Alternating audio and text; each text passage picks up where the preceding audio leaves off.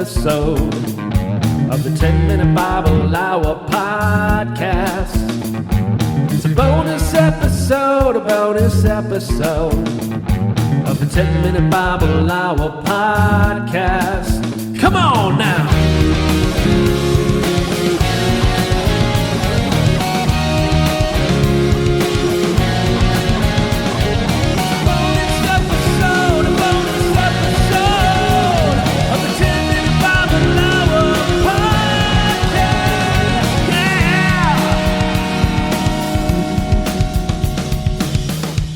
Hey everybody, it's Matt. This is the 10-Minute Bible Hour podcast, and per the music that you just heard, this is a bonus episode. This is a thing we used to do a lot during season 1 with Matthew. There's always a bonus episode about something. We haven't done many of these on the season 4 here on Nehemiah, and I guess we're not going to get in very many as we are drawing to a close, but this is an important bonus episode, and it's a special bonus episode because we have a special guest, and it's my friend Jeffrey. Hi, Jeffrey. Hello, Matthew.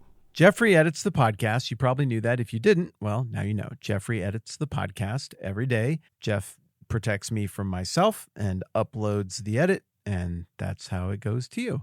And also, Jeff is in charge of all of the music. So oftentimes, I send him a file where I made some passing allusion to some obscure song from decades past. And if he has time, he just whips up a little parody or something fun to throw on the end. It's sort of an homage to whatever I might have referenced. And sometimes those little musical Easter eggs are probably baffling to many of you. But when you get it, it's pretty fun, or it's meant to be pretty fun. I like it at any rate. So this season, Jeff made music at the beginning of the season that has the sound of a sword and a trowel. It's thematically appropriate for what we've been looking at in Nehemiah. But then all season long, Jeff's been like, hey, we should make a song about it. And now there is a song, and I guess today's the day, right, buddy? We're going to play it for people? Why not? Could be fun. Okay, what are we thinking for? What are you going for with the song? A lot of times, even if there is an Easter egg song, one of the questions I ask you a lot is there a specific genre you're looking for, or should I do it straight? Yes. And that's how we get the Persian version of We're Not Going to Take It. Yes, the Middle Eastern Bazaar version of Yeah. We're Not Going to Take It, which is great. Yeah, because sometimes you pull a genre out of thin air, like as a dare to see if I'll do it. Mm-hmm. And usually you do. Yeah. I don't remember what weird thing I requested for the Hyrule theme Zelda? homage or Yeah. parody that you did this week, but it was weird and it was cool. Funky. And I shared that with the patrons, by the way, so they could have that as a ringtone. What's the other one we did this week? We did another one this week. We did Rat. Oh, yeah, Rat. That is with 2 T's for a double dose of their awesomeness. And what were my instructions to you on the Rat song? Play it loud and act like I'm in 1983 just rocking out. I want it to feel like there's a bunch of snooty people at a meal and there's some noise upstairs, and then Reverend Jeff Foote falls through the ceiling and crashes onto their meal with an electric guitar and black pleather pants and ruins everything with his impropriety. That's how I wanted you to play it. And you did it. Thank you. I think ruining everything with my impropriety should go on my business cards or something. So what were we doing on this one? What was the plan? I was thinking Tears for Fears with some blues added maybe. I felt like there was Muse in there again. I felt Matthew Bellamy vibes hiding in there somewhere. But I think you subconsciously do that for me because you know that's my favorite band and you like to make me happy. Well, I do like Muse, but who knows which parts of my musical tangle of influences comes out when I start to play sometimes. Okay, so that's the musical influence. It's just stuff that you like. That's where that came from. But there are no lyrics when you put that together for the little intro thing, which is whatever, 20, 30 seconds long. It sounds real cool. And there are layers to it. Each day of the week has a little more layer, right? Yeah, I was never going to be more than that little 20-second opening. But I thought, let's layer it and have something new added every day of the week. And then Friday can be everything put together at once. As we're getting closer to the end of the book, I thought, I think there might actually be a song in there with some strategic arrangement of all those other parts. Wouldn't it be fun to make it available at the end of the book?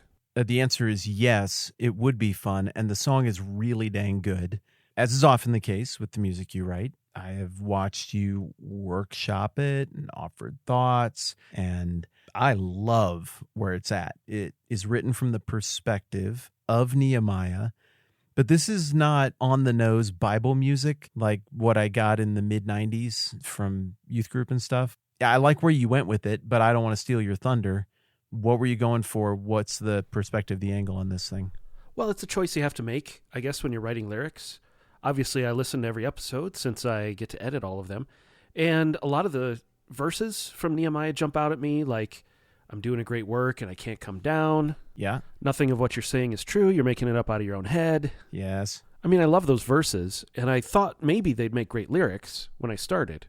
But then I thought maybe if I just use kind of the story points from the book of Nehemiah and rework some of those verses into more conversational language, it would work a little bit better. Yeah, but it punches you in the face right out of the gate in terms of setting the hook lyrically. I mean, this is really effective.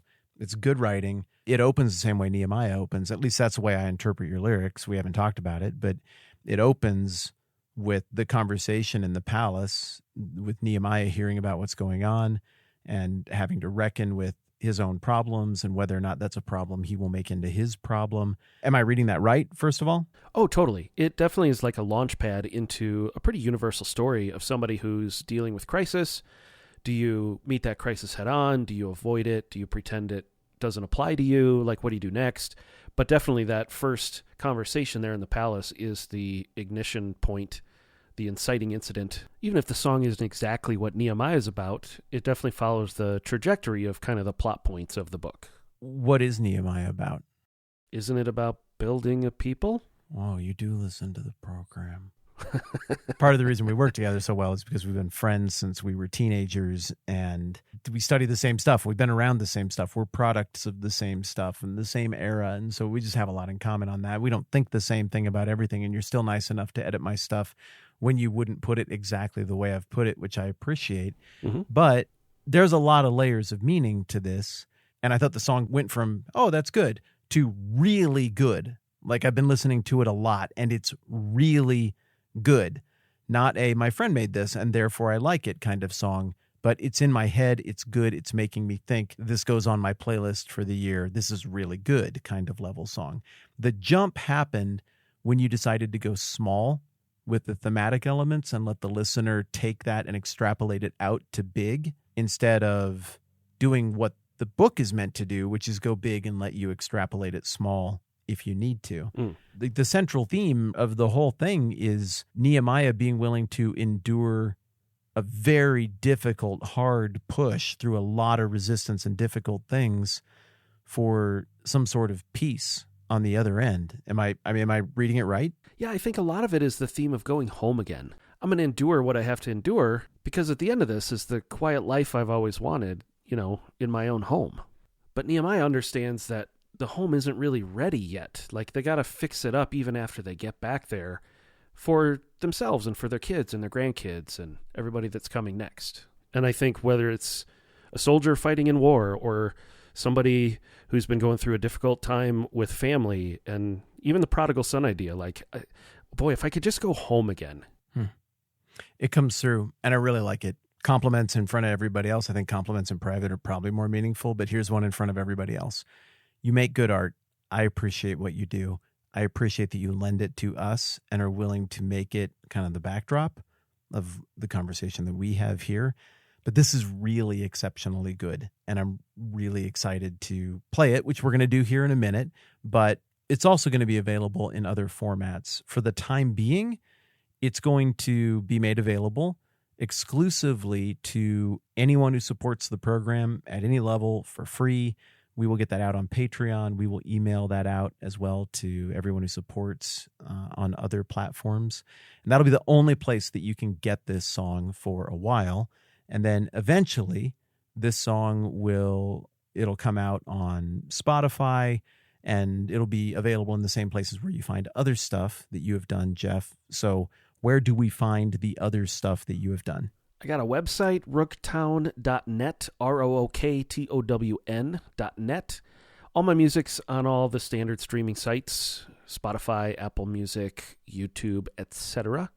And actually, working on this song kind of got me excited to put some effort to a new album that should be out later this year that will be a lot of fun as well. Sweet. So go prop up Jeff. He does cool stuff and a ton of things behind the scenes and doesn't get nearly enough credit for it. Thank you for making this fun. Thank you for, I think, really capturing what we've been working on with this Nehemiah thing. There's a great comment from somebody the other day that I read. It was really kind feedback. They're like, Ezra and Nehemiah was sort of boring part of the Bible, kind of a black hole. Maybe that's my paraphrase. This conversation has been fun. It's kind of brought it to life. And that's how I feel about the song that you've written. What is the title of the song? It's not Nehemiah, is it? It's called A Simple Life. Perfect. That sums it up. Again, as you are hearing this for the next chunk of time, the only way to get that is to be one of the patrons as a way of saying thank you to everybody who supports the program. I say it again, thank you. This would not exist without you. So as you're hearing this, we'll be sending out an email today that will get you all an MP3 copy of that song exclusive to you. And then down the road a ways, that will become public in all of the places where music is available, including rooktown.net. But there might be some of you who are like, oh, I don't know if I trust Jeff Foote yet. He seems nice and smart, and he seems to edit well, but does he really know things? Well, let's find out. We're going to test the credentials, and then you'll know whether you should trust him or not. Jeffrey. Yes, sir. Name one member of the 1984 Chicago White Sox baseball team roster. Ron Kittle. Name another. Greg Luzinski. Oh, good heavens, you're good. You surely don't have a third. Harold Baines. Oh, my goodness. Okay, and you're not a fan of the Chicago White Sox. I just picked a team I know you don't care about. Okay, very nicely done. Who directed Twin Peaks? David Lynch. Okay, very good. Who was the showrunner on Lost? There were two, Damon Lindelof and Carlton Cuse. Okay, you're pretty good at that. Okay, name 3 U2 albums. 3 U2 albums. Oh, Joshua Tree. Mm-hmm. Boy. Mm-hmm. October. Okay, that was easy. No Octoon Baby. I thought that would be like the simple one that you would pick up. 3 tracks off of Joshua Tree. Running to Stand Still. One Tree Hill. Mothers of the Disappeared. Are those obscure enough? Yeah, you're being a punk now. You're just making points. Everyone else was yelling something else, I promise. Like the only person listening to this who was yelling those tracks was Bono. So you two are very, very smart. Good job. You know things. We could do this all day, folks. He's a repository of this kind of knowledge. This is fun, dude. Yeah. Thanks for just we have a blast doing this together. You're just very behind the scenes with it. And it's really nice to have you on here from time to time so people can hear the guy who's behind it and behind the art that goes into it. I appreciate you, dude. Well, and I want to say, too, I appreciate you and our friendship all these years. People may or may not know just how much we have in common. And to be able to be a partner with you on such a cool thing that you're doing, it's just super fun to be a part of it. I appreciate you saying that, man. And Jeff, I don't want to speak for you so we can edit this out if it's not true, but the other day you had hinted at adding one more track to this release when it does go public to the whole internet. Are you going to do that? Yeah, I feel like if we're going to just release it as a single on streaming sites, we should add a bonus track to go along with it. I see what you did. What is the bonus track? Well, people have been wanting to get a version of bonus episode, which I think is the official title. What else would it be? So we'll throw that one on when we release this to the world at large. Cool. Brilliant. Thanks, everybody, for being a part of the podcast, and thanks to everybody who supports the thing, and thank you, Jeff, for jumping in here. And I'm really excited to wrap up Nehemiah and get on to Galatians. Invite friends. We'll make that pivot together really here very quickly, just a couple of weeks away from moving on into Galatians. With all of that said, here is A Simple Life by Jeff Foote, by Rooktown, featuring Jeff Foote. Hope you enjoy it.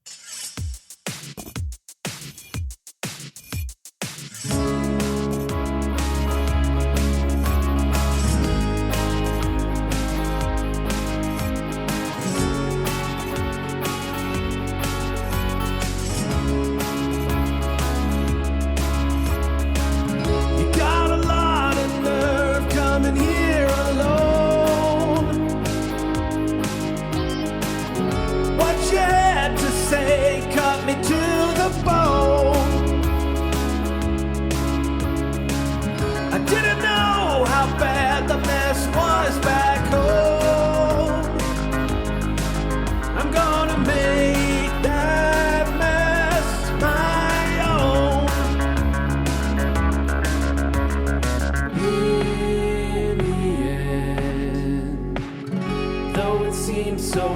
ordinary, a simple life is what's inside. In the end, though the burden's hard to carry, I'll make it right. I'll make it right. I got a lot on my mind, I can't come down. You got no part in this, this is my hometown. I made you promises and then I let you down. Am I building up or am I breaking down?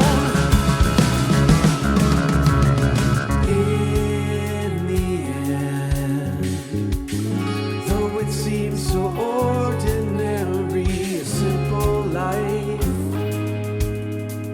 is what's inside. In the end, though the burden's hard to carry, I'll make it right. Make it right.